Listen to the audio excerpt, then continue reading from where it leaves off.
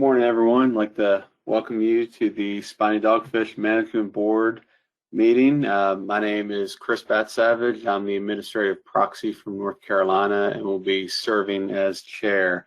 I want to start with approval of the agenda. Are there any modifications or additions requested for the agenda? I don't see any hands, Chris. Okay, great. We'll then consider that approved. Next is approval of the proceedings from the October 2019 board meeting. Are there any changes, modifications, etc., to the proceedings? I see no hands. All right, then those are approved.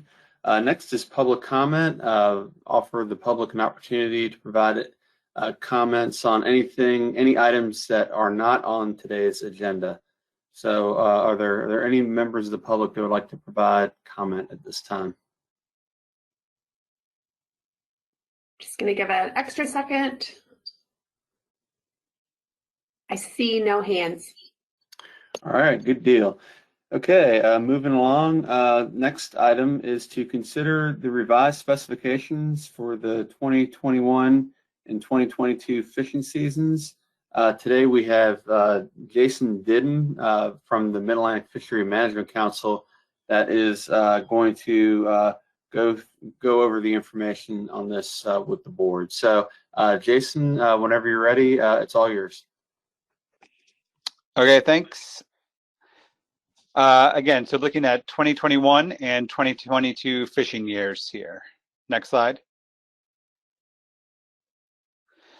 So we're currently in multi-year specs for 19, 20, and 21 fishing years. They were expected to go up a bit over those 3 years because of the projections and the assessment just have the stock trend up. Originally, it was estimated to be at 67% of the target in 2018 with the last assessment, and then as the stock floats up with the projections, so does the ABC, and that was the original recommendations from our SSC. Next slide. The council has modified its risk policy to tolerate a slightly higher chance of overfishing at any given stock size. So the original chances of overfishing were like 27 to 30% in these multi-year specs. With the modification of the risk policy, it allows at the projected stock size a 33% chance of overfishing. So that bumps up the projected 2021 ABC to 17,498 metric tons. And since we're expecting a benchmark in 2022, that probably really won't work into the specs process until the 2023 fishing year. Staff recommended just maintaining that same ABC for 2021 and 2022. Next slide. So just from last year's update, the assessment is not just the spring trawl survey, but it's with some bells and whistles. These are SSB estimates coming out of the spring trawl fishery that really drives the bus on the assessment. And you know, there was no 2020 spring trawl because of COVID, but just kind of reviewing this to get a sense. It's really the terminal 3 years of data that kind of drive the assessments. This is not an assessment update. These are SSB point estimates from the survey, but you can kind of get a sense of the trends we saw. Management starting in 2000, the results from the spring trawl survey jumping up, you know, and jumping up in a way that really doesn't match the biology of the species initially right after management started, and then dropping off in recent years. Next. So just landing since management. Landings kind of track the increases in the quotas through 2011, and then since then the quotas went up a bit with the projections. Landings basically kind of were oscillating around that 20 million pound mark. With the last assessment update estimating smaller stock size, again you saw the trend in the survey, the quotas came back down, still not heavily, the annual landings have still been below quotas. The states have been kind of scrambling with some transfers to kind of optimize landings given the state allocations. So you can see the 2019 fishing year there getting pretty close to its associated quota, and then the quotas popping back up. This 2021 is the original quota as would occur under the current multi-year specs. Next. So just in terms of how landings have occurred the last few years, blue here is 2019 fishing year, the orange the year before, just to kind of get a sense of how landings have come in week to week. On the left is May 1, proceeding through the fishing year to April, late April of the following calendar year for, again, 2019 here in blue, 2018 in orange. Next.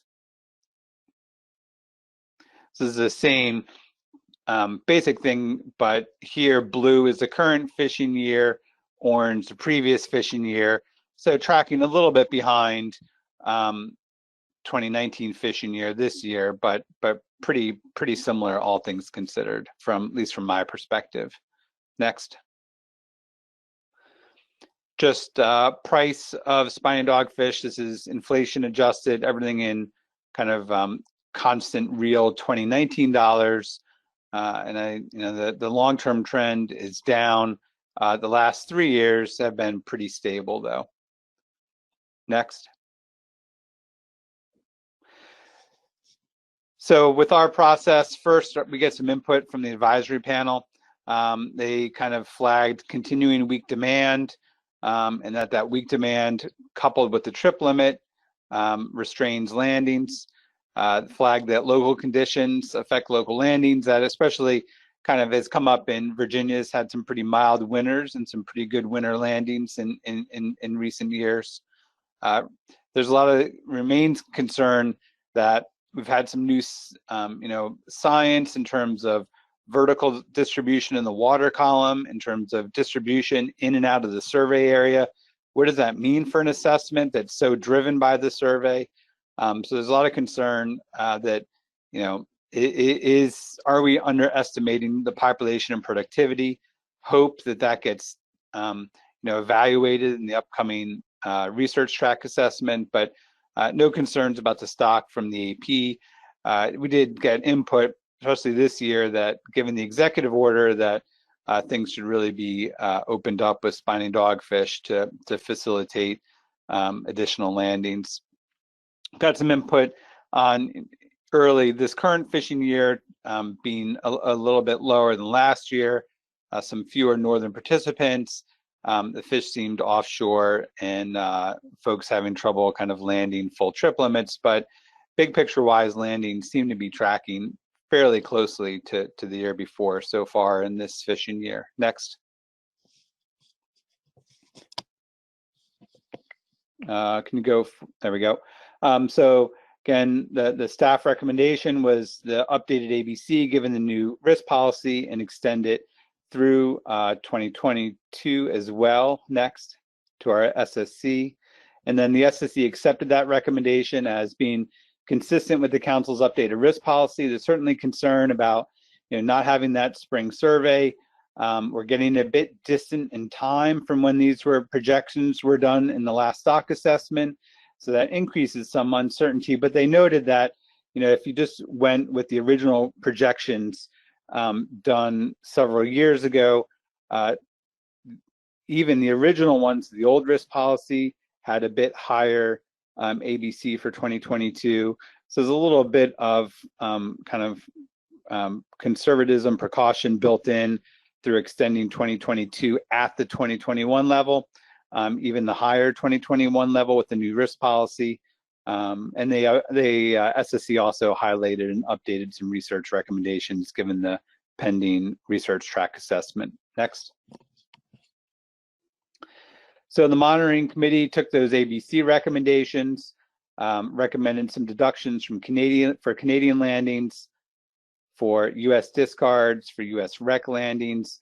Those can see some of those are most recent year, some of the discards are 3-year average. The calculation of those and what to take out for those came out of some correlation analyses that we've done in previous years, and also they seem to be performing fairly well. So when you get to taking out the Canadian landings, discards, rec landings, the revised 2021 and potentially 2022 quotas would be 13,408 metric tons, or just shy of 30 million pounds, which is higher than higher than it was originally intended to be, and of course, given the trends, higher than they are now. Next. There is always some discussion of trip limits at the monitoring committee. The monitoring committee has generally stayed away from a kind of heavy input on the trip limit, since from a biological perspective, as long as the states are adhering to their quotas, the trip limit shouldn't matter that much from a biological perspective. The monitoring committee has kind of noted process considerations that within the council FMPs, major changes should really be handled via a framework, like getting rid of the trip limit. So both in terms of what's allowable versus specs versus a framework. And then frameworks, since they are, the topics are clearly identified under these two council meetings for the councils, it really allows greater public input, greater awareness that there's potential changes, and greater just time for analysis also. Next. So some follow-up discussions with Garfo noted that some minor changes could probably be handled with low administrative costs. Council really wasn't intending on any actions this year for spiny dogfish, but because of the way the previous NEPA document was structured, we can handle the quota change with pretty minor administrative costs. But bigger changes beyond a couple £1,000 increase would need an EA that really have not planned for resources for this year, but could probably deal with a £1,000 or £2,000 increase within the current NEPA document structure in the abbreviated document we're planning. However, council staff still recommended to the Mid-Atlantic Council that really use a framework to consider trip limit changes, because I don't really think participants are expecting trip limit changes right now, since we're in the middle of multi-year specs.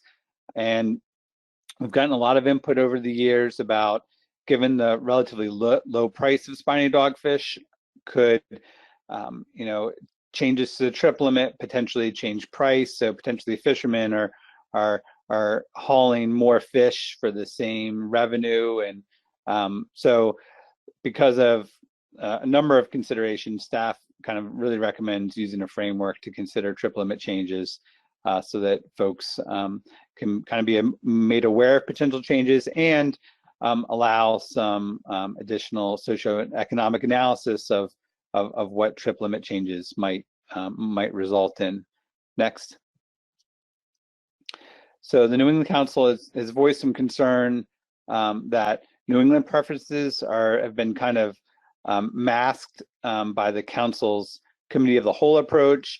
The Mid-Atlantic Council did that to try to for some kind of administrative savings, and I think probably in the future we'll likely just have separate committee meetings so that kind of to address this concern.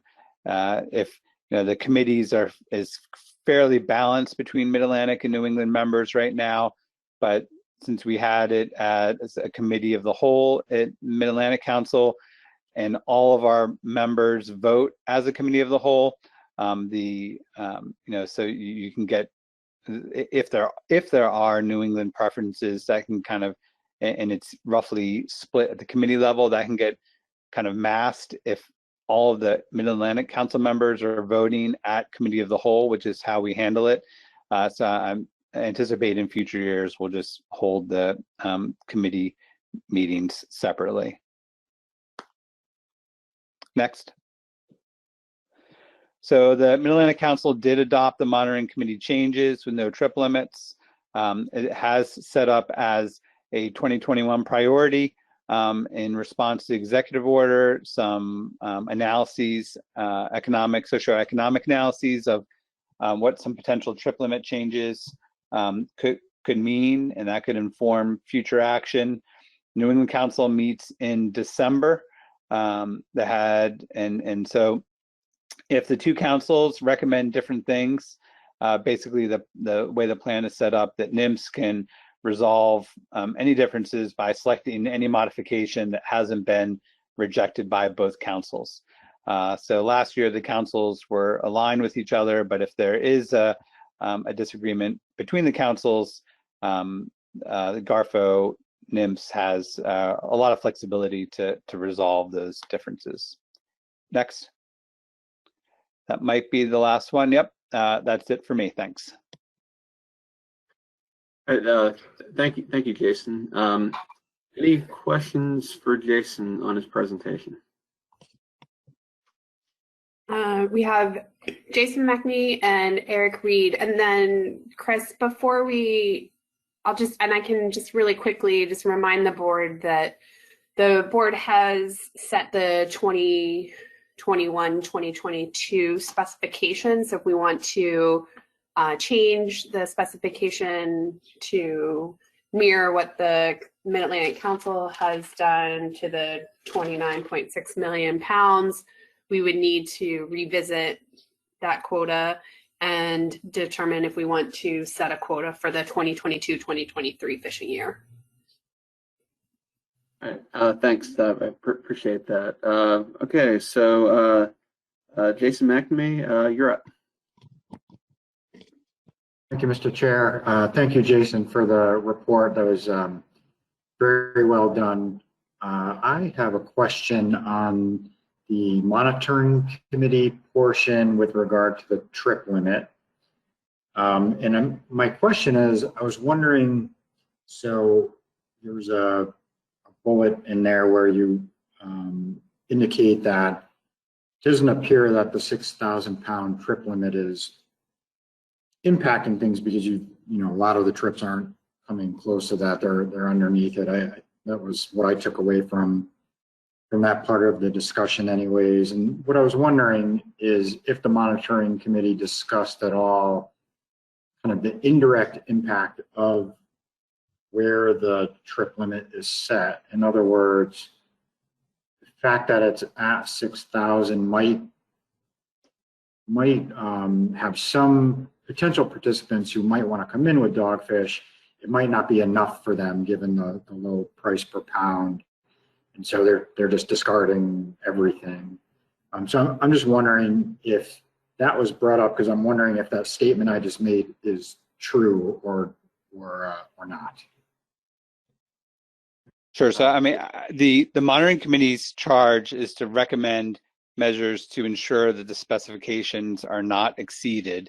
And our input on the trip limit, not needing to change it, is more along the lines of, we think if it's left where it is, odds are the specs will not be exceeded. But I didn't look at it specifically this year, but in other years I've looked at it, and there are many trips right at the 6,000 pound trip limit and very close to it. So I think that does serve to impact landings, both for the existing participants who are often landing right at 6,000 pounds, and other potential participants. I know we've gotten some input, some trawling interests would maybe like, even a couple times a month to have like a 30,000 pound trip limit that they can make a trip out of. So the monitoring committee is really more in terms of not needing to change, more that if it's left as is, we don't think the specs will be exceeded. But certainly, and with the state-by-state quotas, we think that changes to that probably aren't going to lead to overages either, as long as states adhere to their quotas. But I think it is impacting the nature of landings in a pretty strong way, because when I do like a scatter plot of all the trips, there are I'm not quite sure about a majority, but there are it's really striking how many trips are right at 6,000 pounds. Thank you very much. That was super helpful. All right, thanks, Jason. Next up is Eric Reed. Yeah, thank you, Mr. Chairman. I have a question about process. So I do have a motion, but it might need to be two motions. A motion to revise requires two-thirds vote, but a simple motion to set specs is only a majority. Is that right, or is one motion going to be able to do the whole thing? Yeah, Eric. I believe you're right. I'll turn to Tony to see if we could potentially handle both years in one motion. Tony? I think it's the will of the board. You are correct, Eric. It does take 2/3 majority to revise, but if we don't think that there's going to be much opposition to revising and setting the spec at the 29.6 million pounds, we can do it all in one. Okay, thanks for that. Mr. Chairman, I can give you a motion whenever you're ready. We'll see what happens. Okay. I was going to see if any other board members have questions, and if not, I'll come back to you for your motion. Tony, anyone else in the queue? I see no one else with their hand raised. Okay, Eric. I'm sorry, Certainly. I apologize, David Borden just snuck in. Oh, great. David? Thank you very much, Mr. Chairman. Just a quick question. Is observation by the advisors about the dogfish resource moving into federal waters? And I just wondered, to what extent is that supported by the science? I'll turn to Jason Didden on any insight he has on that. So, Jason?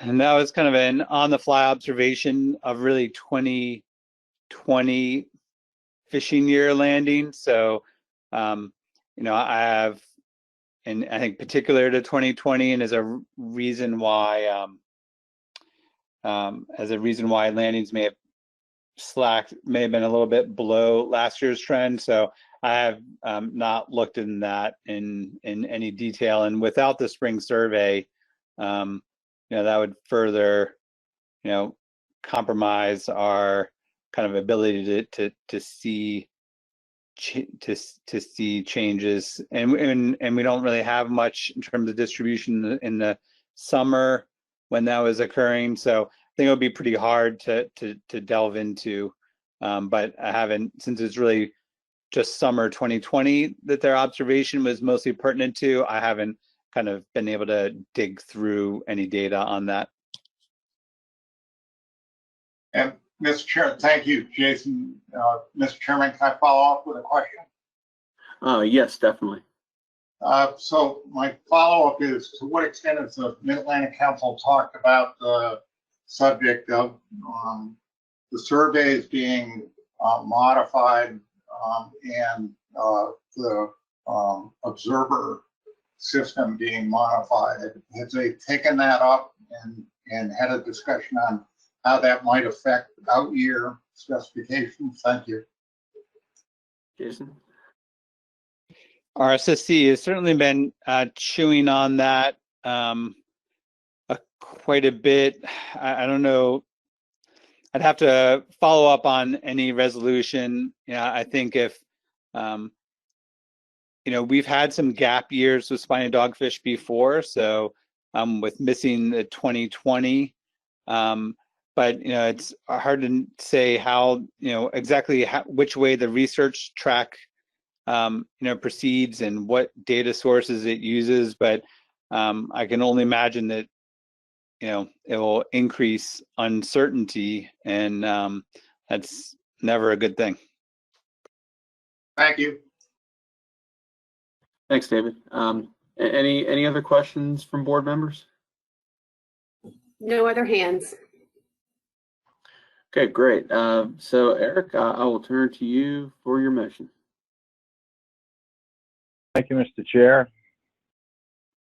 If somebody wants to put it on the screen, I'm happy to read it. Okay, move to revise the 2021/2022 fishing year Spiny Dogfish commercial quota to 29,559,580 pounds and to set the 2022/2023 fishing year quota at 29,559,580 pounds. And the rationale for that motion was given very clearly by Mr. Didden in his presentation. We have a second by Ray Kane. All right, thanks. So yeah, motion by Eric Reed, second by Ray Kane. Any discussion on the motion?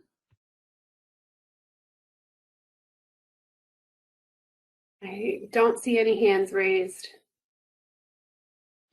Okay, no, this is the final action by the board, which is roll call, but I think we can try, see if there's any objections. Am I correct on that, Tony?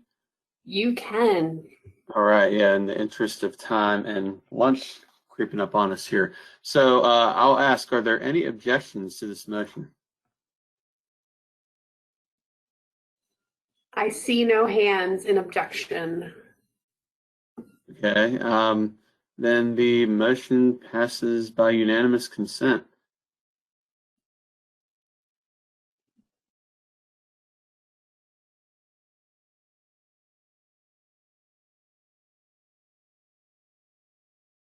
Okay, I guess, Tony, does that take care of what we need to do for specifications? I guess if there's no interest in modifying the northern region trip limits, then they would stay at 6,000 pounds and no action would be needed by the board. Am I correct on that? That is correct, Mr. Chairman.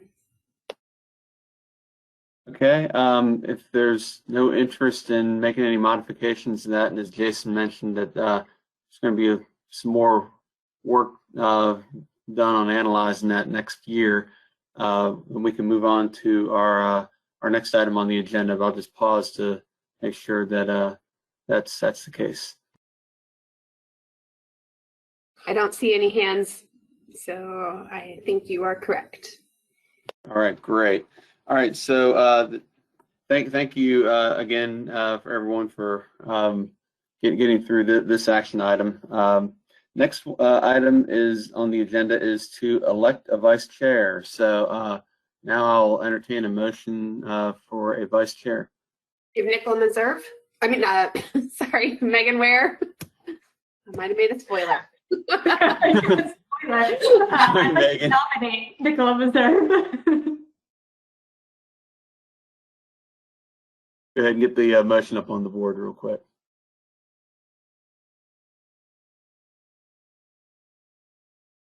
Okay, move to nominate Ms. Meserve as vice chair of the Spiny Dogfish Board. Can I get a second, please? Sheree Patterson. All right, seconded by Sheree Patterson. Is there any objection to the motion? I see no hands in objection. All right, great. Congratulations and thank you, Nicola. Okay, last item is other business. Is there any other business for the management board to consider today? I see no hands raised for other business. Okay, great. Well, if there is no objection, then we are adjourned. Thanks, everyone.